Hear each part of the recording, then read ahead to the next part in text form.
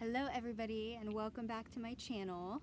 So this is the part 2 of the kind of like how we see light and color series, and this has to do directly with how our eyeballs interpret light, right?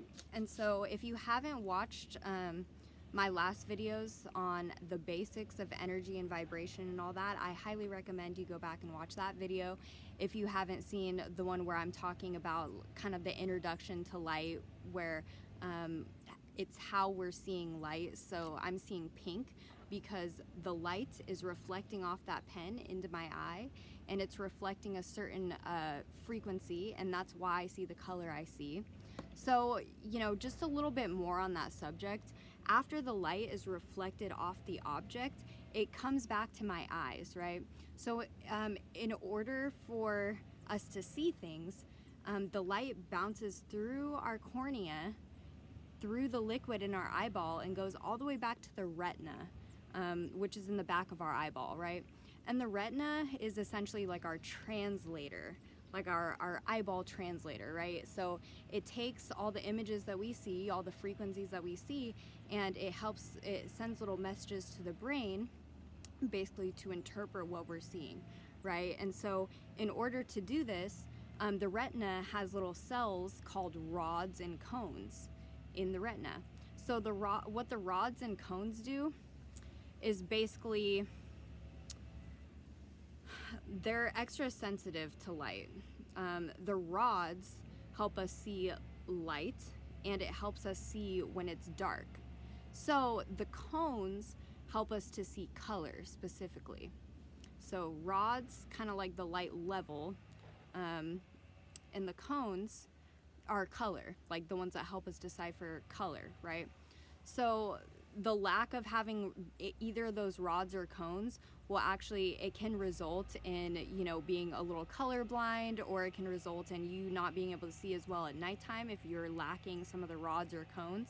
So, you know, that's kind of cool. So in order for light to be focused into the retina, our eyes have like a lens, right?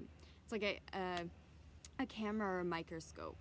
Like if you learn to adjust it, so the brain sends back like feedback signals to the muscles around the lens to tell it how to focus the light. So basically, the rods and the cone cells in the retina change light into electrical signals for our brain, right? And the optic nerve takes it there. It's the canal system, right? It's the river, so it's taking it upriver to the brain, right? So the optic nerves takes the signals to the brain, which can help control the eyeball, right? It can help it focus. It tells it how much to focus, when to focus, what to focus on, right? And so with two eyeballs, the brain is getting two information inputs, basically. And you get slightly different pictures with each angle, and that's to give us the most possible info on how far away something is. And this is actually referred to as depth perception, right? So your depth perception can be off a little bit if your you know, retina is off, if your, you know, optic nerve is off, right? So yeah, I just wanted to explain a little bit more about our eyeball and how it interprets the vibration and colors and whatnot. So I hope that was a little bit helpful. I'm not gonna make it too long. I want you guys to be able to watch the whole video and not have to stress about it. So I hope that makes sense, you guys. Make sure to subscribe if you haven't already. Like the video if this content resonates with you.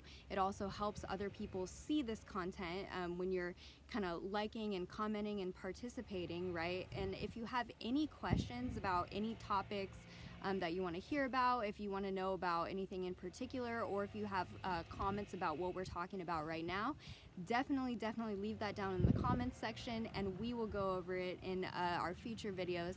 But I hope you enjoyed. Mwah! Have a wonderful day.